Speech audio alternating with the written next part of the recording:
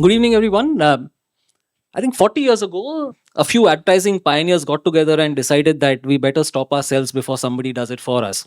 And ASCI was born.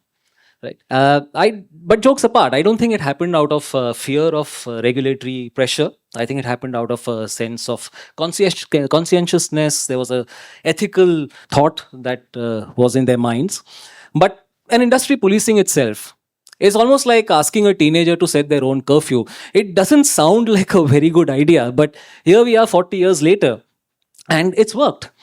I think we can legitimately say that self regulation has not hindered but enhanced creativity. It has not hindered but enhanced effectiveness. So, it's just an amazing journey to think about. I think in 85, there would have been what, two television channels, maybe one? Just one. Just one. There was no laptop, there was no mobile phone, there was no internet. But today we have algorithms that know what we want before we do. You can create and make viral an advertisement before you say hashtag. And the line between advertising and content has blurred, much like our vision after a very, very long AGM. So, when you talk about AI, you talk about deep fakes, you talk about dark patterns, these aren't academic exercises. These are actually the questions that I think are going to shape ASCII and what it does, or at least over the next decade, if not more. So we're going to tackle all of those questions. But Bharat, I want to start with you.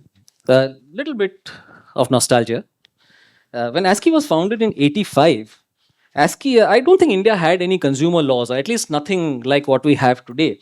How significant was that start, and what did it signal about the industry's intent? And also, as you take us through that, what do you think are the three key milestones in ASCII's journey? I divide first 20 years and second 20 years are two different kind of phases. And I think the biggest watershed happened in 2005 when the Ministry of Information and Broadcasting put ASCI code in the Cable TV Act's ad code. That changed the whole situation. Before that, we used to get 150 complaints a year. And, voluntary kind of agreement with remove. Sometimes we had to call up the managing director or marketing director, we nikalo yaar. Yeah. Then this Cable TV Act put this thing that no advertisement which violates the ASCI code can be on TV. Khatam. So basically, that was the number one event which made ASCII a big thing. And I remember making presentation to the minister, Sam, not here, Priyaranjandan Bunshi, and telling him about ASCII and telling him about the most impressive thing was CCC. He was so impressed. He says, wow. And that's how we got ASCI in the code. The second biggest, according to me, was when we did what we call NAMS, National Advertising Monitoring System. We got ADX to do. ADX was basically they do kind of look at all the ads and then give the reports what is kind of spend is there for different brands and all that to marketers, and that's their main business. So we told them, while you are looking at the ads, why don't you also look at whether they are violating any of our codes, especially the first part, which is the misleading ads. And we trained them. And so every single newspaper and every single TV was monitored. And before that, as I said, 150 complaints. That increased the whole thing because, Indians have this issue. They're not open. Like UK had 20,000 complaints in UK, and we had 150 because we don't go and do it. It's just maybe some consumer activist or CRC type people would complain. Consumers don't complain. So tracking and monitoring was the big watershed. In fact, now nearly 80% of our complaints are processed on what we call suo motu. We monitor, find them, and pack them. So I think that was the second most thing. And third, so that happened in 2006, 2012, and 2015. What we did was this regulatory, we started doing MOU. So basically, Department of Consumer Affairs signed up saying that uh, all this money, what they started with Gamma, uh, grievance against misleading ads.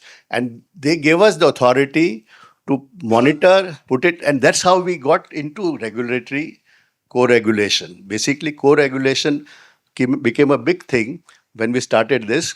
Then after that, we did a MOU with FSI.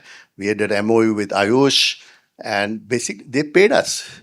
They paid us for monitoring and this. So basically, these three were the major steps which increase the effectiveness and gave the kind of a co-regulation which became very big thing in terms of advertisers really following what ASCI did. Earlier, it was more voluntary. Now it's more like a mandatory, indirectly.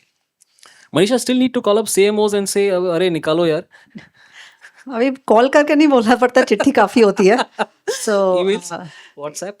yeah, no, I think not personally. I think people sometimes call us if they get into trouble, but we don't normally do that. But yeah, I think fairly robust system, and I think on that point, very interesting statistic is that earlier when ASCI would kind of write a letter, we received the response, and now thanks to the effort of some of our team members, as soon as we send a complaint, it's kind of withdrawn immediately. So it's not contested. And that number has gone up from around 30% to almost about 65% today. So I think that also speaks, volumes for people now, I think acknowledging and valuing the effort that ASCI is making and kind of agreeing to, modify their ads on a voluntary basis, but much more than they were doing before. Yeah. By just taking that same argument forward, do you think ASCI's code has actually provided a template for formal regulation and spotted challenges early? Now, these could be influencer guidelines or crypto guidelines or dark patterns. So, what role does that play in self-regulation, the spotting of a trend early? I think it's a very important role because I think one of the features of self-regulation is that it can be agile. We know that laws do take time for, the consultation process, for, the necessary approvals.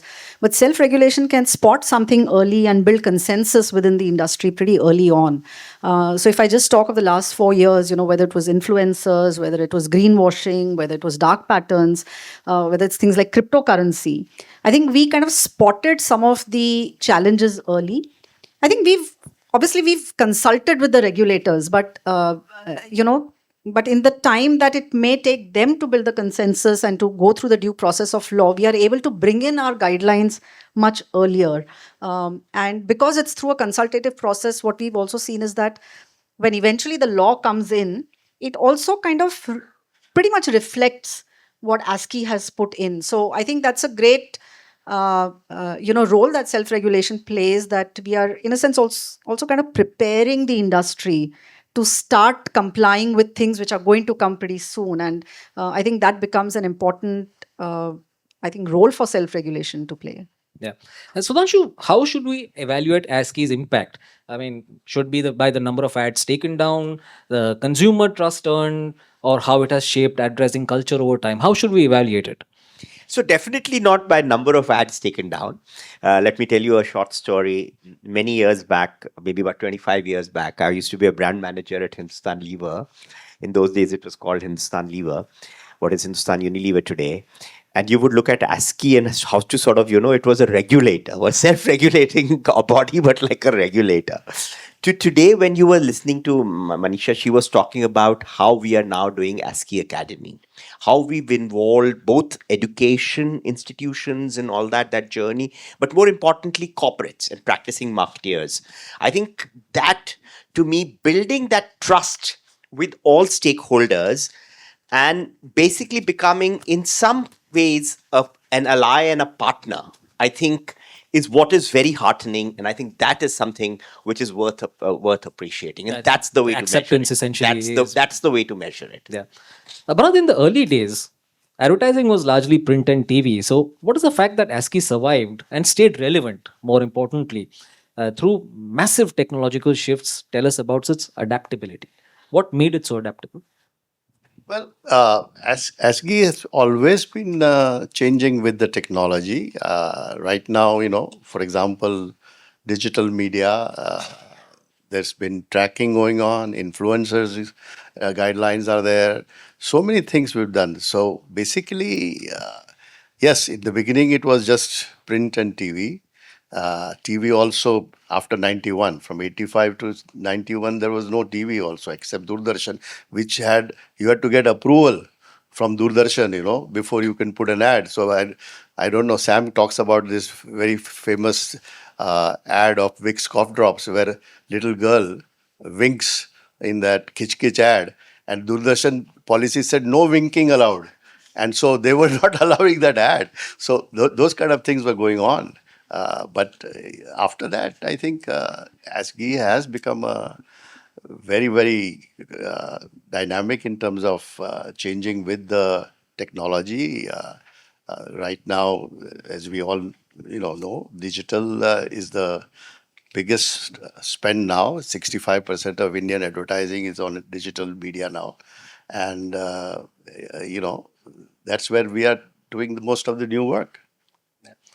Absolutely. And Sudhanshu, I think a sensitive topic sometimes, Indian advertising navigates diverse cultural, religious, social sensitivities and across regions. How do you establish guidelines in such a situation that protects against genuine offense while preserving creative expression? It's a delicate balance. Yeah. Ashraf, in a way it is. In a way it is not. So therefore, as you were listening to Bharat and perhaps our earlier deliberations, I think the way we set out the ASCII code, if your code actually addressed the fundamentals and therefore addressed the values and principles, then I don't think the worry around diversity from the point of view of any kind of diversity, whether it's language, culture, religion, and all that, matters, because you've laid down the fundamental principles. And as long as we keep them, which is what the beauty of ASCII is, that some of these principles were well thought through, and they've been well laid out, and our articles have sort of, we don't amend that easily. I think that's the great thing about the Constitution,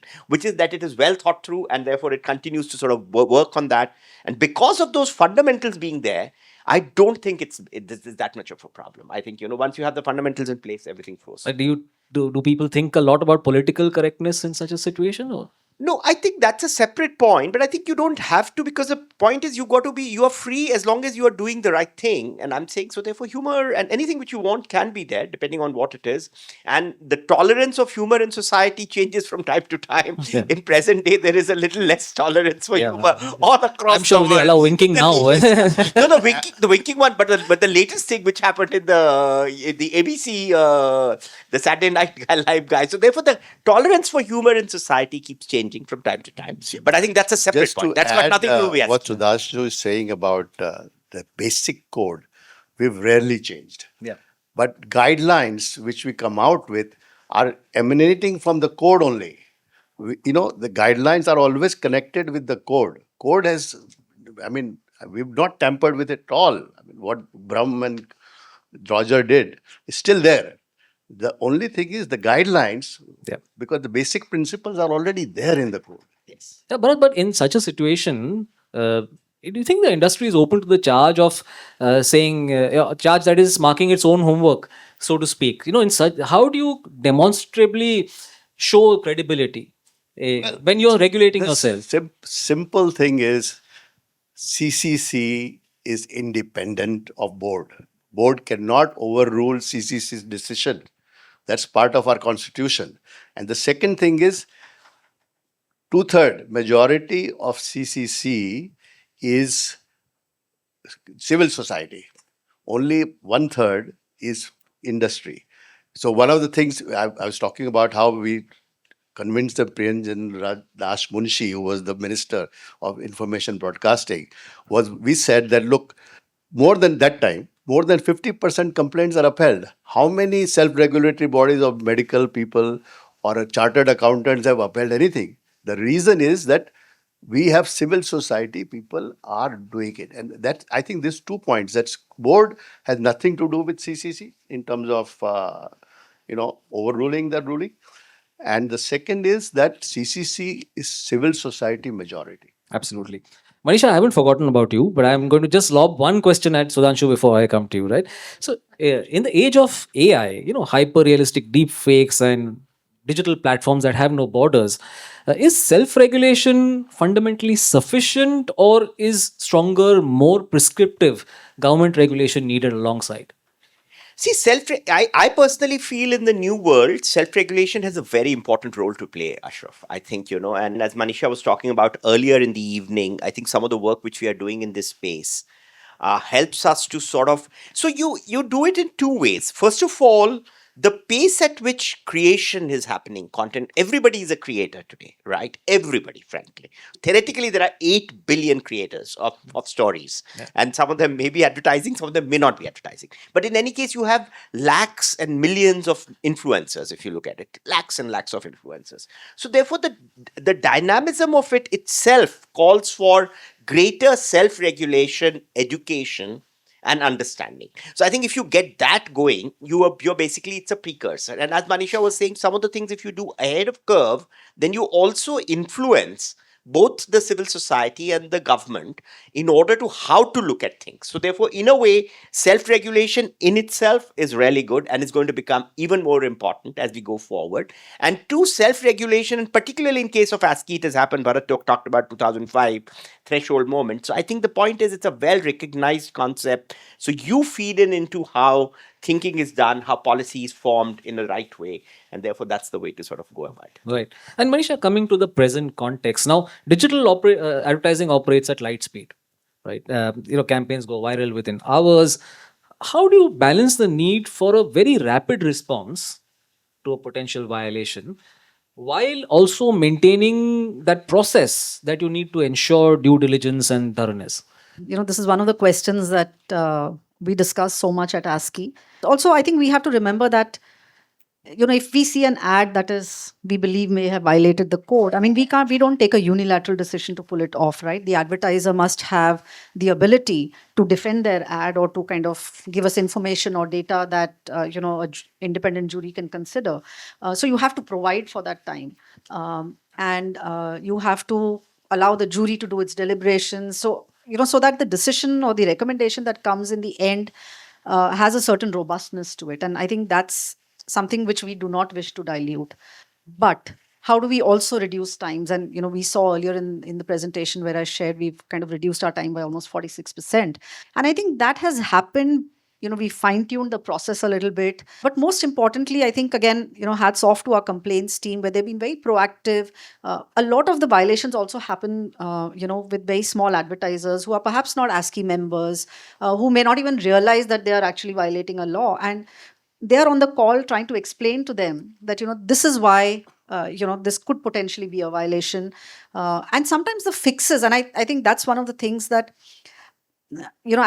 as a secretariat, we see the ads, and sometimes the change that you need to make to an ad is actually quite minor. It doesn't mean that you have to rehaul your full ad, or, you cannot make the claim at all that you're making, but you may need to articulate it in a way that is more truthful and, from a consumer point of view. I think in that sense, Academy really provides us with the platform and the ability to engage with different stakeholders, not when there is a particular complaint we are discussing, but in general discussing how we can make advertising more compliant, more progressive, more thoughtful, bringing insights through the research work that we are doing, which also allows people to, brand managers, for example. I think some of the work that we have on DNI, it's a complex topic, right? I mean, I think the intention is, yes, we want to do right, but, will my business work? Will this appeal to all audiences across?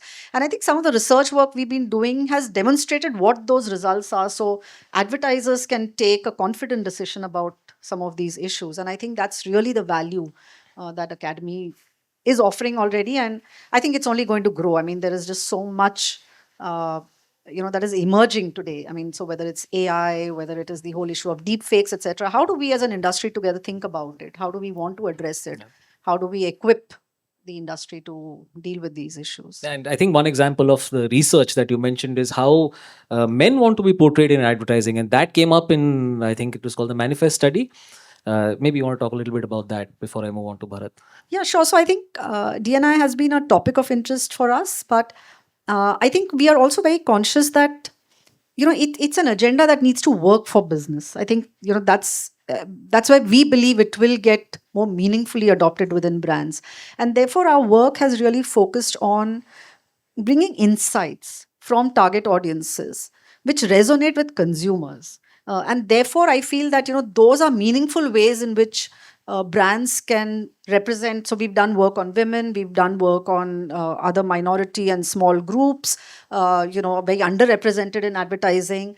We've done work on men. So I think what we're trying to do is that there is a way in which consumers are thinking about themselves and how they want to see themselves on screen. And can we help advertising kind of keep up with those expectations and changes and do so in a sustainable and meaningful way? So I think that's really the attempt. Bharat, speaking of evolution, now over the years, how has the nature of advertisers, agencies, and the media community changed? And how has the practice of self regulation evolved alongside? Well, I mean, changing is there, but the roles remain the same. I think advertisers, of course, are the main guys who approve the ads, so they are the most responsible. But for example, I was saying media is still liable if they violate any of the codes, and especially in the government also. For example, Cable TV Act applies to media, doesn't apply to advertisers. If there is a violation of the ad, media has to answer. And that's why they used to pull down immediately when ASCI upheld a TV ad, they would immediately pull down.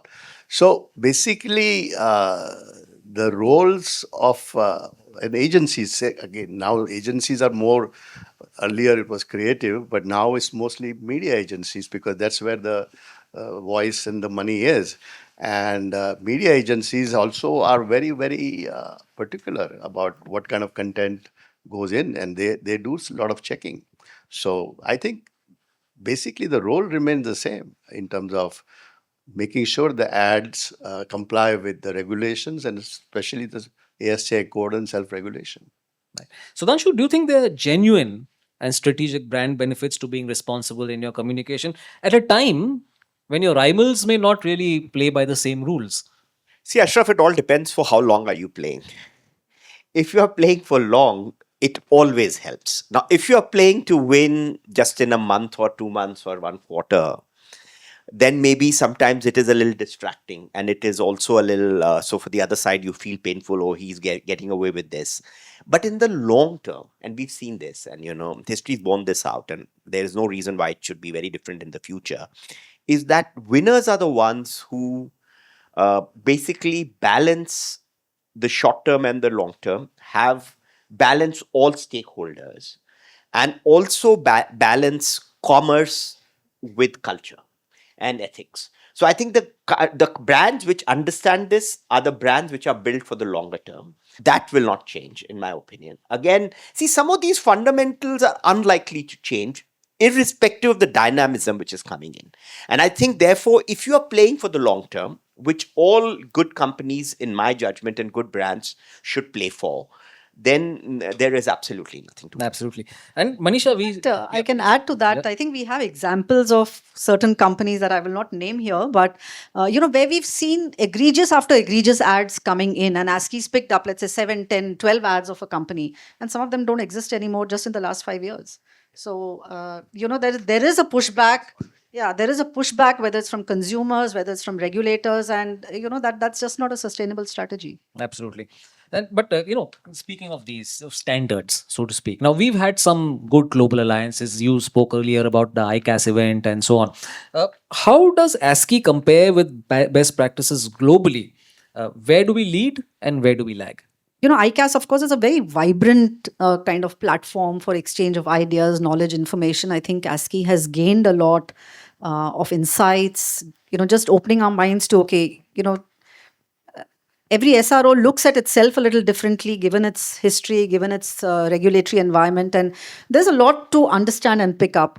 So, for example, in EU, which is very heavily regulated, put together the SROs over there I wouldn't say pre-clear, but give copy advice or advertising advice to about 90,000 scripts before they are made into ads. I mean, it's a part of the industry there where every ad that someone is making will run through the SRO for advice. I mean, it's not mandatory, it's not pre-clearance, but, to just get a sense of, is this okay to do or not? This makes sense. And so I think that's something that we've actively tried to, push over the last couple of years. And, with the help of Bharat and Umesh, who have, kind of with their years of experience and their very deep knowledge of the code, started to help advertisers. And now today we have, I think, 2 or 3 companies who run every ad of theirs past us before, they kind of go out. So I think there is a lot to learn from some of the innovations that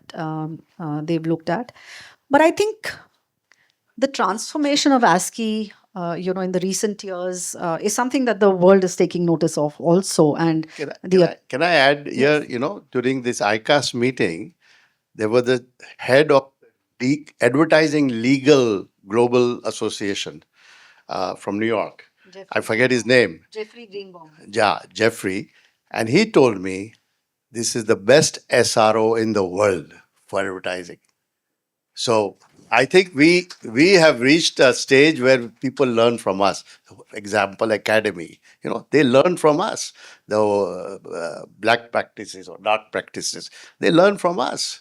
So I think we are way ahead now. And that's why we win awards. Every year we win ICAS awards. Before that, the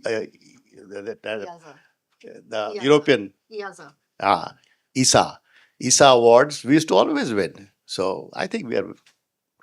And so if you had asked me 4 things which happened, I would say 4 years ago, getting Manisha as a CEO.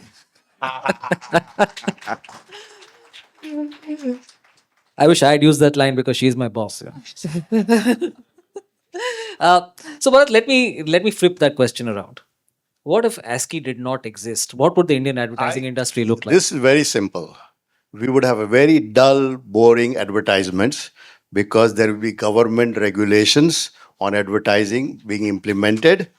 Like Doordarshan used to approve before, if you recall, every single ad. And even recently, the rules 170 came for Ayurvedic products where you had to get approved. That would have happened. Many countries do that still, like Thailand. Many countries do that, pre-approved ad.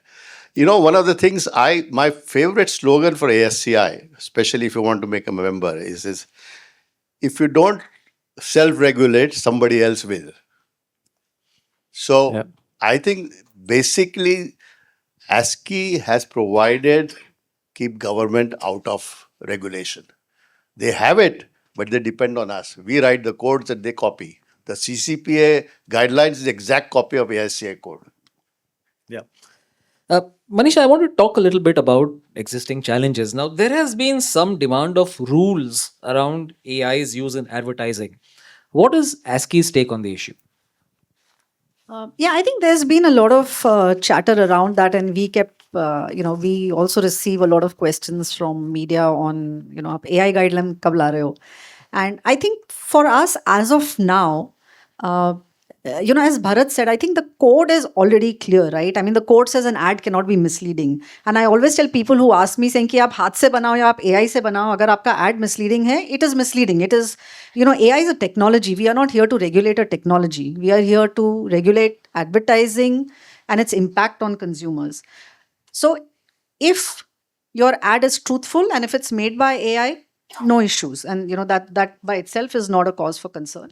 I think where we have to be watchful and mindful is that in the hands of bad actors, AI can multiply the problem of misleading advertisements or frauds and scams much more. So it becomes a scale issue, which needs obviously its own set of strategies to tackle. But today, for example, whether it's copyright issues, whether it's the issue of misleading advertisements, I mean, some of these are already covered through various regulations. So Of course, we keep a close watch, and should we believe that there is a gap, in the future, depending on how the technology itself, progresses, then certainly we have our ears very close to the ground on this issue. But I don't think we are in a hurry to, regulate for the sake of it. But yes, if there is a gap, then we will definitely Yeah, I consider think it. most people don't understand that, and we, especially handling comms, I know we get a lot of queries from the media about this. So they don't, what's not understood very well is that the code already covers violations. It's not a question of what technology you use, but as you said, if there's a need for, then you will. Sudhanshu, given what Manisha has said, looking ahead, what do you believe will be ASCII's single most critical focused area? Let's talk about the next decade. In order to remain relevant and impactful. Great question. I think I would say two things, Ashraf. I think first thing is that we've got to dial up technology, and AI for ASCII.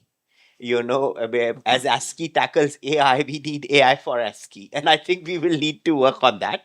And you will see, I think, a movement in that area. Some work is already happening, but we will sort of dial that up. So that is one area, which is that entire piece on how do we use technology to be able to remain even more contemporary as we move forward. How do we build that capability? What do we do? Who do we partner with? And all that. That's an area for us to think through as a board. And of course, with Manisha and others. I think the second piece is where we've started the journey, but I think if we could get over a decade on this entire academy piece, see, the beauty of academy is, and I want to draw a little bit of parallel to some of the developed worlds which have jury. Concept of jury, when you look at any judgments. See, the beauty of jury is not only does the jury make the judgments a little less biased and little less influenceable, little less, compared to a single judge. But the beauty of jury is that over a period of time, the communities and the society itself becomes more aware of the law. So by definition, you are trying to educate the society because jury members have to sort of, and I'm talking about this, I'm drawing an analogy from there. I think same thought as what Manisha was saying sometimes back.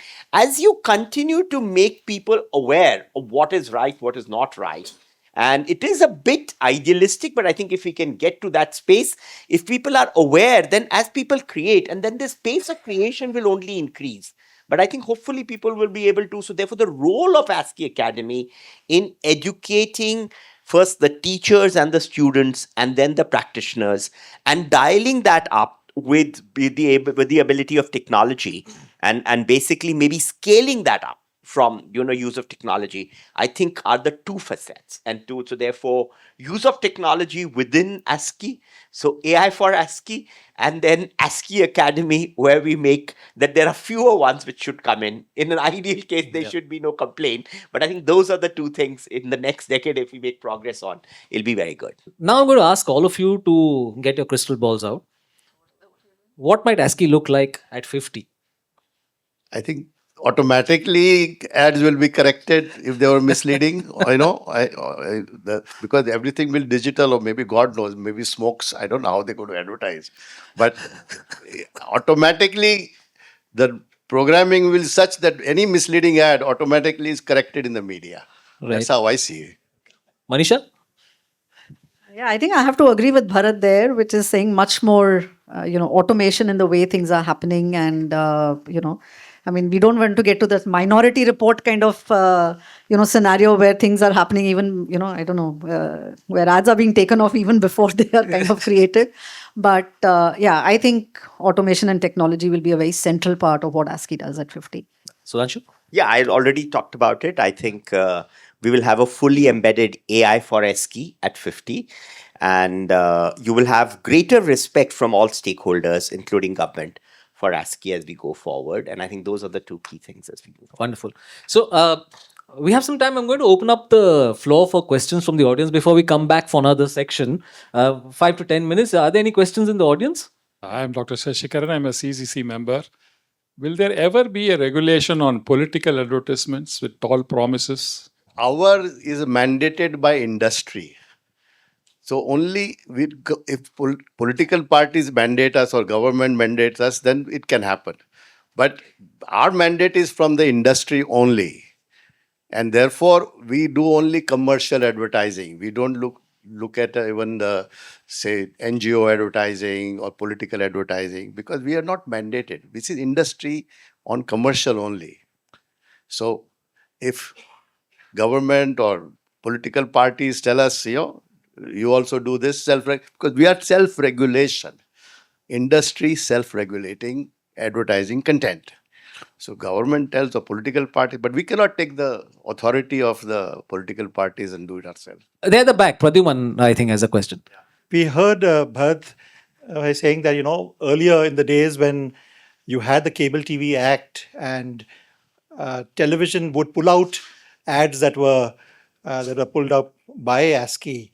Now, do you find that the media is as willing to pull out ads right now? For instance, as a CCC member, I think the media is not too happy or allows for airing ads to continue unless and until there is some government regulation or whatever. So how has the media been? How have media entities been in terms of in terms of accepting what are possibly ads that were being pulled up by ASCI, and media entities meaning newspapers, the broadsheet newspapers, the big newspapers who are there, the platforms like the digital platforms that exist. Thank you. Yeah, so I think we continue to get both from advertisers and media very strong compliance on traditional media, which is TV and print. I think digital media, just by its nature being so fragmented, is definitely a larger challenge. But even there, first of all, our voluntary compliance over there has also increased, and it's close to about 83%, which while you compare it to TV and print, which is 97, may appear low. But to my mind, of 8 out of 10 advertisers voluntarily pull down their ads on digital media, and many of them are not part of the ASCI ecosystem. The first time they've heard about ASCI is when we write to them. I would say that's a great place to be in. With platforms, both Google and Meta, which are the large platforms, are part of the advertising self-regulation ecosystem. We are in constant talks with them. Whenever we have an ad which is, where the advertiser is not voluntarily kind of, changing, then we write to them to see how it could be done. I think their own internal systems are fairly complex, to be honest, and, may not allow for a very agile response as much as we would like. But I think over there, again, the conversations are ongoing. I think the intent is clear that they also don't want misleading content, or misleading advertisements, which in a sense is harmful to their own audiences. And again, to me, these conversations are actually also happening at a global level, Pradyuman. This is not an India-specific challenge. So even ICAS is kind of closely, having conversations with both Google and Meta to see if there's a policy level, kind of process or something to be done in this area. But we continue to kind of call and remind everyone ki ye nikal do, abhi change karwa do. So we'll continue our work. Is it perfect yet? No, but I think we are making progress. So we'll take that for now. Good evening, everybody. My name is Mohit Lalwani, and I run a clinical trial center for beauty care. So my question is not beauty care, but it's generally, but I'm obviously interested in hearing the answer that is more skewed towards my industry. So you have various types of people, various types of complaints that ASCI gets, consumers, ASCI inside, as well as the competitors. Which one is the most which one do you see the most? And if it's not consumers, how do you see the consumers coming up and complaining about misleading ads? Yeah, sure, I can take that. So last year, very happy to report that we've had an 83% increase in consumer complaints. And I think that's always, a good place to be in if consumers are kind of recognizing that, this is a place that you can take your grievance to. We've also started responding to social media tags, etc. We pick those up. But our suo moto work is the largest area of work. I think close to about 80%, about 15-20%, 15-16% is consumer complaints. I think last year it went up to about 20%. And then we have intra-industry, which is a small part. It's about, between 1 and 3%, depending on the year. So that's a smaller part of our work. I'm Vikram Saha. I was associated with ASCI for quite a few years when I was in the Ministry of Information Broadcasting as Joint Secretary here from 18 to 24. So I was trying to just respond to that question about how easy and how difficult it is for big companies to pull down their ads, or how resistant they are. And I can tell you a few experiences which are important and which could probably answer this question. I think 3 years back, it was probably ASCI which prompted us that there were some of these usual Royal Challenge Club Soda type ads, all these brand extension ads. And they were the top 15 to 20 TV channels of the country, the mainstream TV channels, were running a series of such ads around the same time. And we took that matter very seriously. And not only, and when the matter was discussed at that level of we have this committee, internal committee, interministerial committee, and we felt that if a mainstream channel can do this, a violation of a brand extension ad, because brand extension ad requires certification, pre-certification by the CBFC, and there was a clear violation. So we felt that if a mainstream channel is doing it, it requires a more stringent action than some other channel probably. And therefore we went beyond the usual penal action of a warning, issuing a warning, and we told them to run an apology scroll on their channels. And there was a major hue and cry. And they said, well, you can't tell the mainstream channels to do that. And we said, we can tell you. Some of them were very ambitious. They went to the courts, in the High Court, and they lost the battle. So the mainstream channels, all of them, ran an apology scroll of an advertisement which was in violation of the courts. Similarly, if you look at newspapers, in the last couple of years, we had a lot of these advertisements promoting offshore betting platforms. It was there in all the major newspapers across the country. And again, we were vigilant, ASCI was vigilant, and we told them to pull it off. I mean, they don't have it the next day. And they did that. Now, the point is that what Mr. Bharat Shah was mentioning, a self-regulatory framework of the type which ASCI has, the Triple C. And I must say the Triple C or the BCCC and NBSA, which are like the second tier of the co-regulation. Among the various co-regulatory or the second tier body, I think Triple C has been doing very well because of the fact that it has a lot of independent people inside. So the risk of conflict of interest is the least here vis-a-vis other bodies. And that is what, when we were doing the three-tier grievance addressal mechanism for the OTT platforms, we were able to bring that mechanism to have as many as arm's length people at that level so that it takes a more neutral stand, a more dispassionate stand over a complaint of content. So that way, ASCI's Triple C was very, very helpful in doing that. Also, when you look at influencers, today, if you watch the TV, a lot of these influencers, sports stars, film personalities, are getting notices for the fact that they have endorsed some of these betting platforms. Again, 2 years back, ASCI had prompted us about few film and TV and sports personalities that they were endorsing these betting platforms. And we were able to convince some of them, not all of them, to not endorse these activities, the betting platforms. So those who agreed, they are happy. Those who did not, now they are into a problem here. So I think ASCI is doing extremely good work there, being very, very proactive. And in the future, we talked about what will happen in the future. I think one area which is going to increase is advertisements on OTT platforms, because today it is subscription-based, but subscription will not remain the main source of revenue. Revenue will start coming more and more from advertisement than only from subscription. And as on date, you don't have a government regulation addressed on an OTT platform on advertisement. Pending that, ASCI will have to play a more vigilant role, a more active role as far as OTT platforms is concerned. Thank you. Right, so we'll take one more question before I come back to the section that is left. My name is Shayak Mukherjee. I am the co-founder of Creator Cult Media. We run an influencer marketing agency.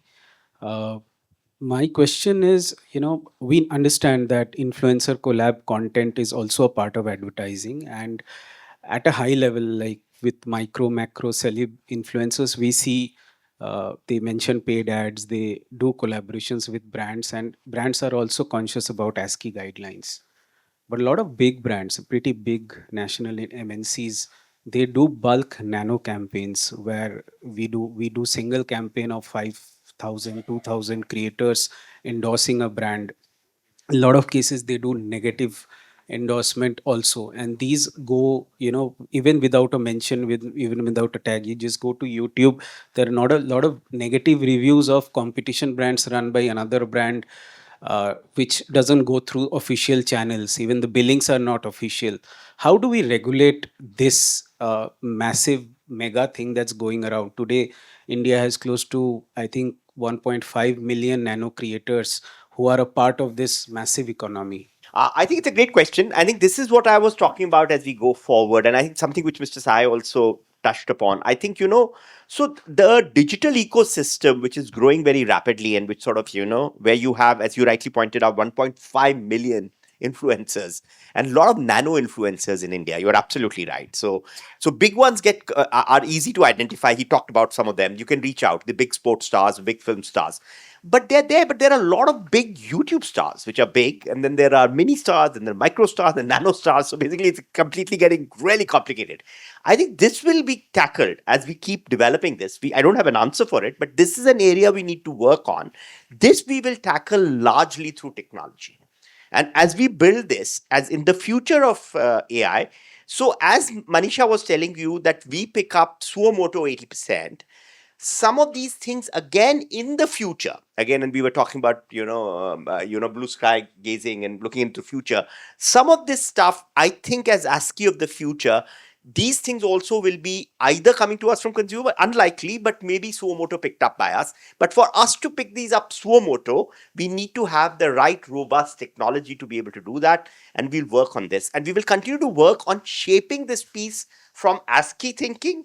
And again, to Mr. Sahai's point, working with relevant departments of the government of India, where it will be forming this part of this stuff, to sort of see that how do we make sure that people don't do incorrect things. They are valid. There are a lot of content creators, I keep saying, and in India we should encourage that as well. That's not a wrong thing, but do what is right. I think that's important, and we'll work on that piece. So that's how we'll address this.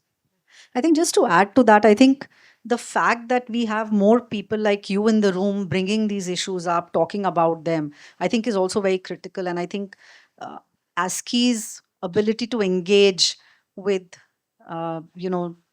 companies and organizations and people like you who are creating these campaigns, and therefore you are in touch with these 1.5 million people, not ASCII directly. And I think we also then depend on people like you to say, okay, at least the ecosystem that I'm in touch with, can I, do something which, you believe is ethical? And then how do we as ASCII and you partner together to perhaps bring some of this to light? I don't think there's an easy solution, but how do we get better at it? I think we need your help. So I just want to talk about another law, and also which is in various code books and in various guidelines, which is that every panel discussion has to have a rapid fire. So we are actually running out of time, but what we'll do is we'll make it really, really rapid. Okay? Right? Bharat, you are going first.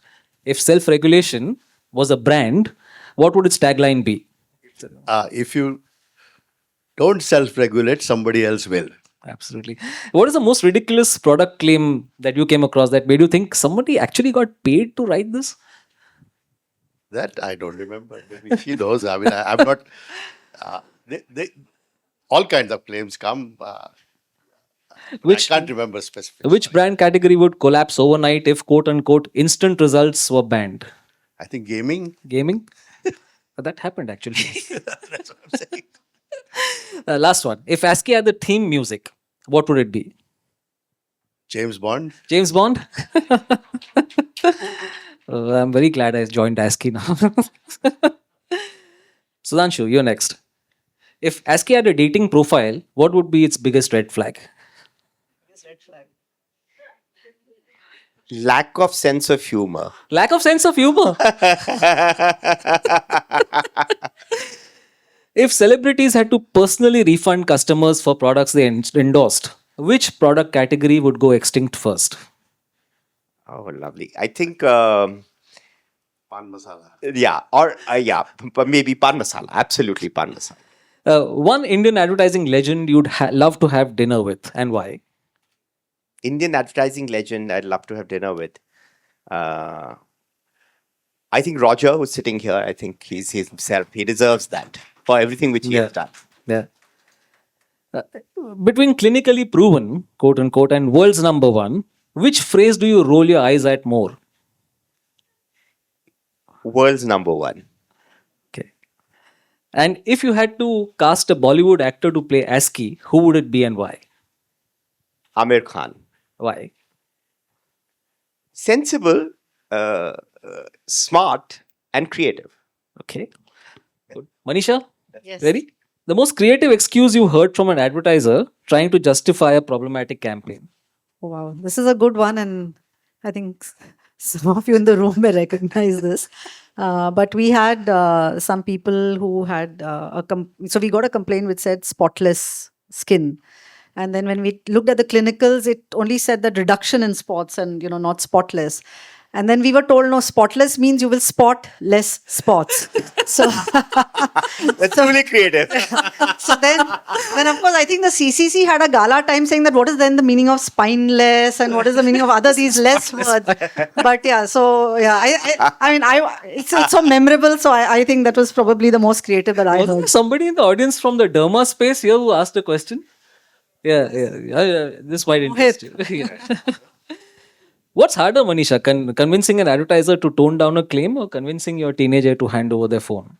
Oh, convincing my teenager to hand over a Easy? phone any day. No, that is more difficult. That is more difficult. Yeah, that's more difficult. Okay. Yeah, that's how. If ASCI were a superhero, what would its catchphrase be? And you can't say with great creativity comes great responsibility.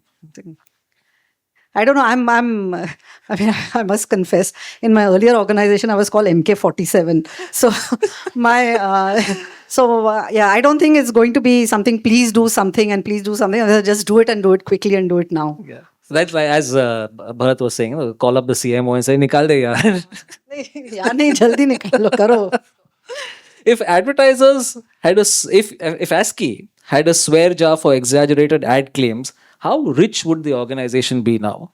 Oh, I think we would be bigger than the biggest companies in the country, at least. You'd be Elon Musk. Yeah. Maybe not that much, but certainly pretty big. Lastly, in one word, advertising without self-regulation would be? Terrible. All right, so that brings us to the end of this panel discussion. Thanks all of you, Bharat, Manisha, Sudhanshu, and thanks all of you for staying back and participating. Thank you very much.